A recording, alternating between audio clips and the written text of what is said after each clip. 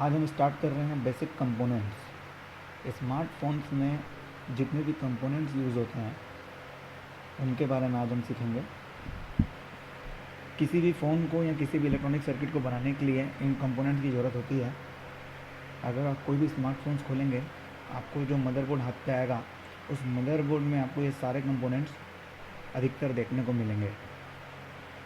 इसीलिए इनके बारे में जानना बहुत ज़रूरी है और ये बेसिक चीज़ें हैं। इनकी जानकारी होने के बाद ही आप आगे काम कर सकते हैं। इसकी जानकारी नहीं होने पे आपको प्रॉब्लम आ सकती है। तो स्टार्ट करते हैं। देखिए, स्मार्टफोन्स में जो कंपोनेंट यूज़ होते हैं वो वही मैंने सामने में आपके रखे हुए हैं। इनमें ये 6 से 7 तरह के कंपोनेंट यूज़ होते हैं ज़्यादा करके, जो आपको दिखाई देंगे। तो इस पर ज़्यादा डेप्थ में हम नहीं जाएंगे। ज़्यादा डेप्थ में जाने से क्या होगा कि अगर एक एक कंपोनेंट पे अगर हम क्लास बनाना चालू करेंगे तो इनकी बहुत लंबी थ्योरी होती है, पर इनको मैं शॉर्टकट में आपको बताऊंगा। जैसे रेजिस्टेंस होता है, ये भी एक कंपोनेंट का नाम है, आपने नाम सुना भी होगा। ये कॉमन चीज़ें हैं, लगभग सभी इलेक्ट्रॉनिक्स सर्किट में ये नाम यूज़ होते हैं। रेजिस्टेंस आप देखेंगे, इसको जब सर्किट डायग्राम पे आप फाइंड करेंगे तो इसको आर से दर्शाते हैं। मतलब जहाँ पे सर्किट आप देखेंगे तो आपको आर से इसको दर्शाता हुआ दिखाई जाएगा। और ये इसका सिंबल है। मतलब जब आप रेजिस्टेंस को सर्किट पे देखेंगे तो इस सिंबल से आपको पहचान लेना है कि ये रेजिस्टेंस है। इसकी वैल्यू जो होती है वो ओम्स में होती है। आगे आपको धीरे से और पता चलेगा आगे के सेक्शंस में। अभी मैं आपको खाली इनकी जानकारी दे देता हूँ।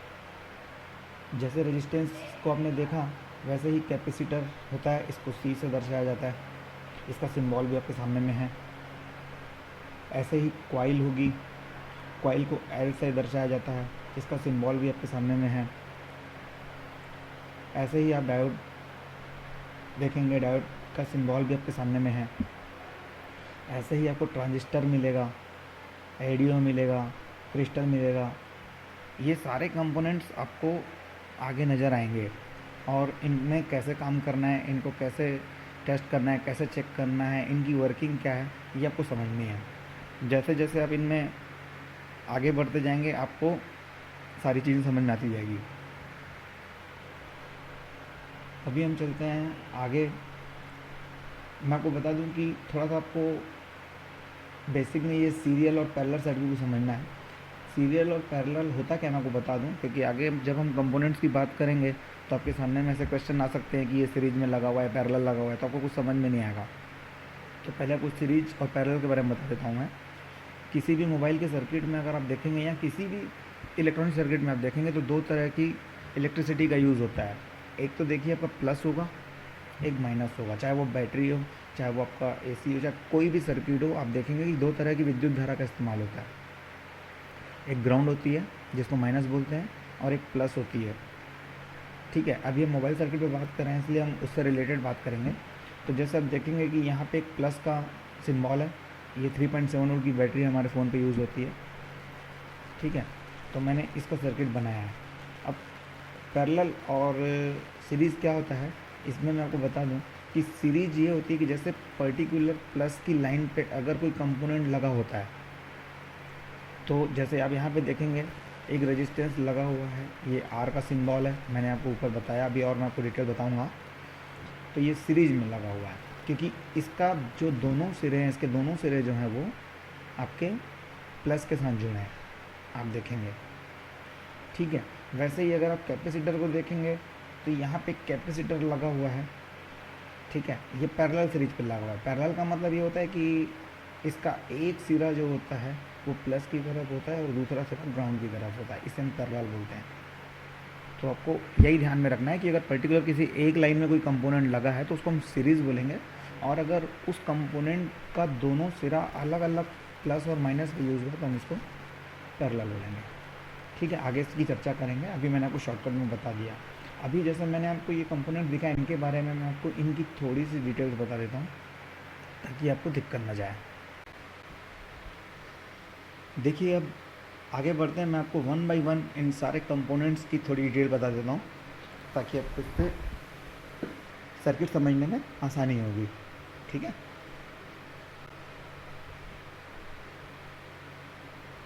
देखिए सबसे पहला कंपोनेंट मैंने आपको बताया रेजिस्टेंस। अब इस रेजिस्टेंस को मैं आपको दिखा देता हूँ कि आपके मोबाइल सर्किट में इस तरह के दिखेंगे, स्क्रीन पर आपको दिख रहा होगा, इस तरह के आपको रेजिस्टेंस नज़र आएंगे। ये आपको इसमें कुछ नंबरिंग लिखे भी हो सकते हैं, किसी किसी में आप देखेंगे इनमें नंबर्स कुछ लिखे नहीं मिलेंगे आपको, ठीक है। तो आपको इस तरह से रेजिस्टेंस देखने को मिलेंगे। ये जो रेजिस्टेंस देख रहे हैं इसको कपलर रजिस्टर कहा जाता है।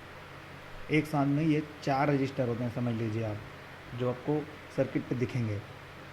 इसके बारे में आपको बता दूं कि जो रेजिस्टेंस होता है इसका जो काम होता है वो विद्युत धारा के मार्ग में प्रतिरोध उत्पन्न करने का काम करता है। जैसा आप देखेंगे कि सर्किट में अगर कहीं पर हमको कम वोल्ट चाहिए होता है, जैसा आप देखिए यहाँ पे 3.7 वोल्ट हमारी बैटरी से निकलता है।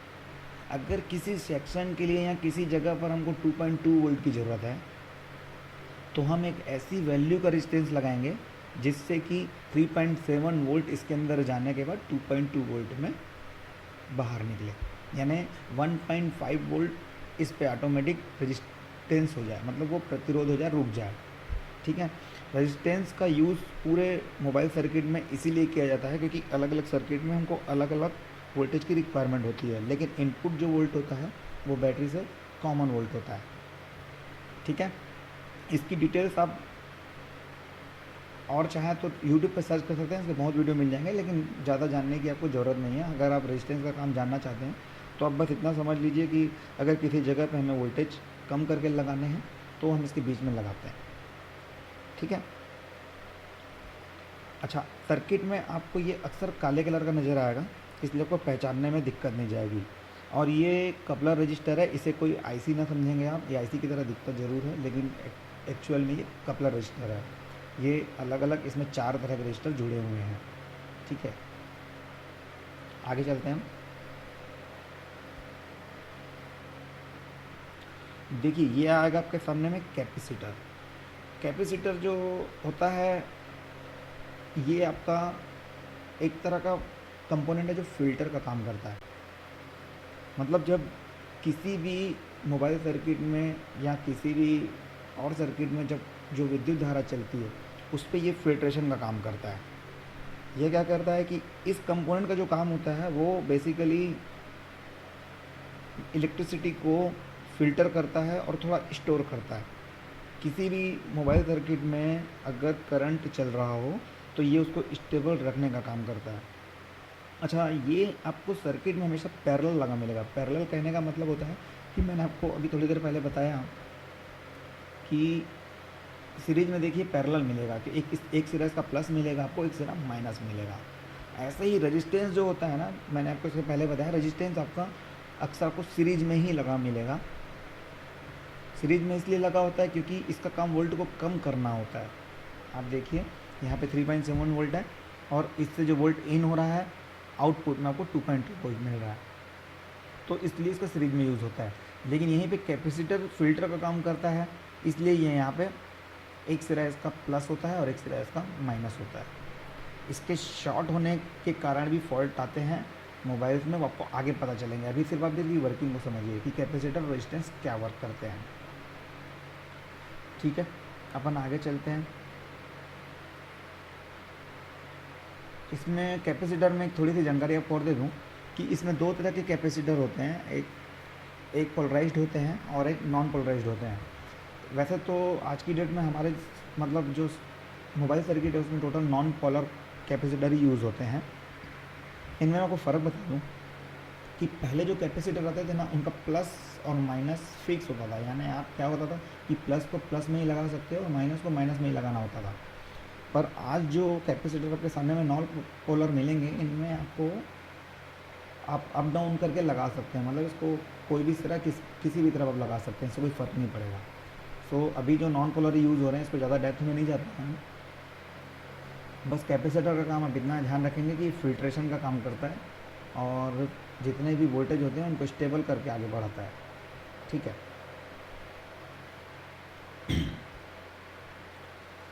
देखिए ये होती है कॉइल्स, ये आपके फ़ोन्स में इस तरह की दिखाई देगी, पहले की फ़ोन्स में हमें इस तरह की कॉइल नज़र आती थी।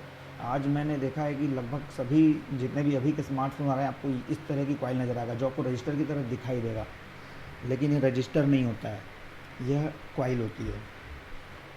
कॉइल का जो काम होता है वो मैग्नेटिक फील्ड जनरेट करता है, और मैग्नेटिक फील्ड जनरेट करने के बाद क्या होता है कि जितने भी मोबाइल में जो वोल्टेजेस होते हैं ना, उनमें वोल्टेज के साथ में फ्रीक्वेंसी भी होती है।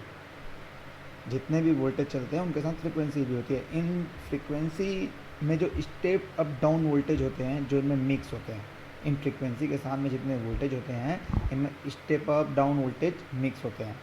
तो कॉइल का काम क्या होता है कि ये स्टेबल वोल्टेज आउट करती है, मतलब जो अनस्टेबल स्टेबल वोल्टेज होते हैं उनको फिल्टर करके और स्टेबल वोल्टेज आउट करने का काम करती है। कॉइल का काम पल्स जनरेट करना भी होता है, आगे आपको पता चलेगा जब हम सेक्शन पे चलेंगे तो आपको ये ध्यान रखना है। और कॉइल आपको मैक्सिमम जो होगी वो आपको सीरीज में लगी हुई मिलेगी, ठीक है, तो ये आप ध्यान रखेंगे। कॉइल का काम किसी भी कंडीशन में आप ध्यान रखेंगे कि वोल्टेज को बूस्ट करना नहीं होता है। कॉइल का काम फ्रीक्वेंसी बनाना होता है और स्टेबल वोल्टेज को जनरेट करना होता है, ठीक है। आगे चलते हैं। देखिए आपके पास एक LDO करके कंपोनेंट नया मोबाइल पे यूज़ हो रहा है। मैं आपको बता दूं कि पहले हम ट्रांजिस्टर का नाम सुने होंगे, ट्रांजिस्टर का यूज़ बहुत ज़्यादा होता था। ट्रांजिस्टर का काम एक्चुअली क्या होता था कि वोल्टेज को स्विचिंग करने का काम ट्रांजिस्टर करता था। अभी के समय में सेम ये लेटेस्ट कंपोनेंट है जो स्विचिंग का काम करता है और लगभग सभी सेक्शंस में इसका यूज़ होता है। इसका LDO का फुल फॉर्म आपका होगा लो ड्रॉप आउटपुट। इसको U से दर्शाया जाता है, हालांकि U से IC को दर्शाया जाता है किसी भी सर्किट पे, पर इसमें भी U का ही नाम यूज़ किया है। सो कंफ्यूज नहीं होंगे, आगे चल के आपको सब सीखने मिलेगा। अभी आप इसको पहचानिए कि ये LDO होता है। इसमें 4 पॉइंट होते हैं, अगर आप देखेंगे तो 4 पॉइंट का जो LDO होता है इनमें इसका एक पॉइंट तो ग्राउंड होता है, ठीक है। दूसरा वोल्टेज का इन होता है, यहाँ से वोल्टेज इन होता है और यहाँ से आउट होता है, लेकिन ये आउट तब होता है जब यहाँ से एनेबल सिग्नल मिलता है, ठीक है। इसको आपको डेप्थ में आगे सीखने को मिलेगा। LDO का काम फिलहाल आपको ये पता होना चाहिए कि ये स्विचिंग का काम करता है। ये अलग अलग सेक्शन में स्विचिंग के लिए यूज़ होते हैं, एक स्विच का काम करता है, ठीक है। देखिए डायोड जो होता है ये अगला कंपोनेंट है। डायोड का बहुत यूज़ होता है हमारे स्मार्टफोन में। डायोड जो होता है एक्चुअली में इसका जो वर्क होता है वो आपका वर्क होता है कि ये वोल्टेज को वन साइड से पास करने का काम करता है। यानी आप इसमें से वोल्टेज एक तरफ आउट कर सकते हैं, वो आउट करेगा, लेकिन दूसरी तरफ से अगर आप इसको वोल्टेज देंगे तो ये पास नहीं करेगा। ये वन साइड काम करता है, वन वे होता है, ठीक है। इसका भी आपको आगे पता चलेगा। इसके एक सिरे को एनोड कहा जाता है और दूसरे सिरे को कैथोड कहा जाता है, ये ध्यान रखेंगे। और जनरली 2 तरह के यूज़ होते हैं, फॉरवर्ड बेस और आपका रिवर्स बेस, ये 2 यूज़ होते हैं, आगे डेप्थ में पता चलेगा। अभी आप इतना ही याद रखें कि ये डायोड जो है वन वे वोल्टेज पास करने का काम करता है। ये होता है क्रिस्टल। क्रिस्टल एक तरह का ऐसा कंपोनेंट्स होता है जो फ्रीक्वेंसी को पास करता है। देखिए क्रिस्टल मोबाइल सर्किट में आपके 3 सेक्शन में यूज़ होता है, CPU में यूज़ होता है और नेटवर्क में यूज़ होता है और वाईफाई ब्लूटूथ में यूज़ होता है। इस कंपोनेंट का जो काम होता है वो फ्रीक्वेंसी जनरेट करने का काम होता है। यह वोल्टेज इन में लेता है लेकिन फ्रीक्वेंसी को आउट करता है, और इसी प्रोसेस को रियल टाइम ऑसिलेशन कहा जाता है। तो ये आपके 3 सेक्शन में यूज़ होते हैं। ये ख़राब बहुत कम होते हैं, लेकिन इनकी डेप्थ में आपको जानकारी आगे मिलेगी। तो बेसिक कंपोनेंट्स के बारे में मैंने आपको सारी चीज़ें बता दी है।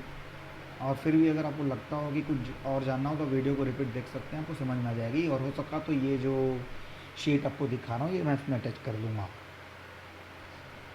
एक बार सरसरी तौर में और समझ लीजिए कि जो रेजिस्टेंस होता है वो आपके वोल्टेज को ब्रेक करने का काम करता है, रोकने का काम करता है, उसको आर से दर्शाया जाता है और ये इसका सिंबल है। अब इसमें थोड़ी सी जानकारी मैं आपको दे देता हूँ, आगे तो आपको पता चलेगी ही कि हर कंपोनेंट को कैसे नापा जाता है, क्या किया जाता है, लेकिन मैं थोड़ी जानकारी आपको दे देता हूँ कि रेजिस्टेंस जो होता है इसकी जो वैल्यू हम नापने जाएंगे मीटर से तो वो ओम्स में होती है, ठीक है। और वैसे ही क्या होता है कि जो कैपेसिटर होता है अगर आप उसकी वैल्यू नापने जाएंगे तो वो फेराड्स में होती है। फेराड्स में आपका ये माइक्रो फेराड का सिंबल बना हुआ है, इसको माइक्रो फेराड बोला जाता है। और ऐसे ही अगर आप कॉइल को नापने जाएंगे तो कॉइल की भी जो वैल्यू होती है वो हेनरी में होती है। अभी मैंने जैसे माइक्रो हेनरी में लिखा हुआ है, ठीक है। डायोड की भी एक वैल्यू होती है जो मल्टीमीटर में आपको डिटेल समझने को मिलेगा कि हम डायोड वैल्यू को कैसे नापते हैं, और इसकी बहुत ज़्यादा ज़रूरत पड़ती है हमको सर्किट में। तो जब आप मल्टीमीटर के सेक्शन में आएंगे तो इसके बारे में आपको डेप्थ में समझ में आएगा कि इसकी वैल्यू कैसे टेस्ट होती है। ऐसे ही ट्रांजिस्टर की भी वैल्यू होती है, पर ट्रांजिस्टर का यूज़ अभी हमारे यहाँ बहुत कम होता है क्योंकि इसका मैंने आपको बता दिया कि LDO करके एक नया कंपोनेंट है, इसका ज़्यादा करके यूज़ होता है। इसकी भी टेस्टिंग आपको आगे पता चलेगी। वैसे ही क्रिस्टल होता है, क्रिस्टल फ्रीक्वेंसी जनरेट करता है, मैंने आपको बताया। इसकी भी टेस्टिंग का तरीका आपको आगे पता चलेगा, ठीक है।